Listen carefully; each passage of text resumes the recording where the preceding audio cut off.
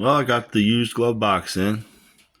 I don't have the lock for it. I'm going to order one. So I have a key and a lock, but needs a little oil. She's a little squeaky, but it looks good in there. I decided to use this hinge that was on this glove box door versus the one that was in the car. And once I got it out of there, I realized that I actually had those acorn style nuts on there, so it worked out. I have a spare,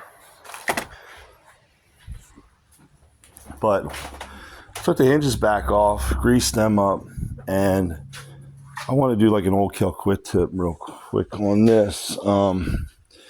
It's easier to stand your door like straight up and down before you put it on the car, because when you're trying to hold your door and put the hinge on and this thing wants to move around everywhere, you can align it, with this hole. But it's just easier that, look, it doesn't want to go anywhere versus it keeps falling from gravity.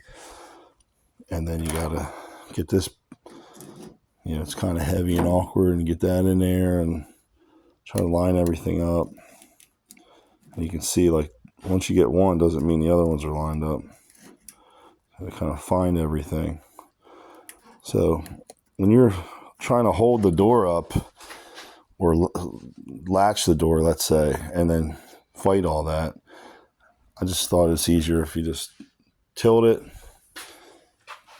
get them started, and you can see where the old one used to be, because there'll be a mark. I call it the witness mark, that basically shows you where you used to have one. So when you put it on, at least you have a good chance that the door's going to fit nice. You're going to have to adjust it, obviously, but it helps. And I always like having the latch on the door and just put it in the striker and then kind of work from there, so it's something's holding. But I don't have the latch on this door. Unfortunately, it's missing.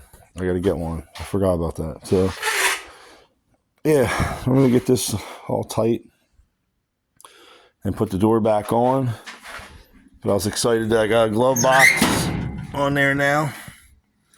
And I'm trying to find some floor pans. I don't mind making some of this, but if it's like 20, 30, 40 bucks a side or whatever, and somebody's got some, I'd totally rather just put in something that looks half decent that's stock.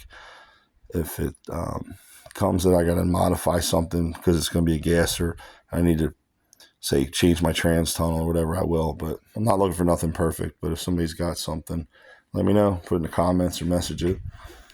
And that would be 62 to 5, I guess. Floor pans would probably be a good start. The rest of it's not bad. I'm going to do the trunk too, but I haven't decided. Like fuel cell and stuff, there's no sense buying a nice floor if you're going to just cut a hole in it anyway. So we'll see how that goes. But glass, I don't have a windshield yet. These are not for this. I just put them there because I had to unload them. And I didn't realize I don't have a back window. I couldn't remember if this car was the 55. The 55's got a back window. So a friend of mine's dad messaged me. He might have a buddy with a back window. I'm going to get back to him today and see if it's for a 2-door post or a 4-door post. And then I can put it on the car. All right, killing it with OldKill. That's my update. Yeah. So let me get this on. Hope that helps somebody, just thinking outside the box. Tilt it, get them on there, and then go ahead and set the door on, and then go ahead and tighten up.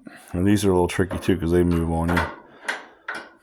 So at least you're getting one range of motion, shut down, so that you only have one to deal with versus multiple. All right. Looking forward to seeing this on the car. See ya.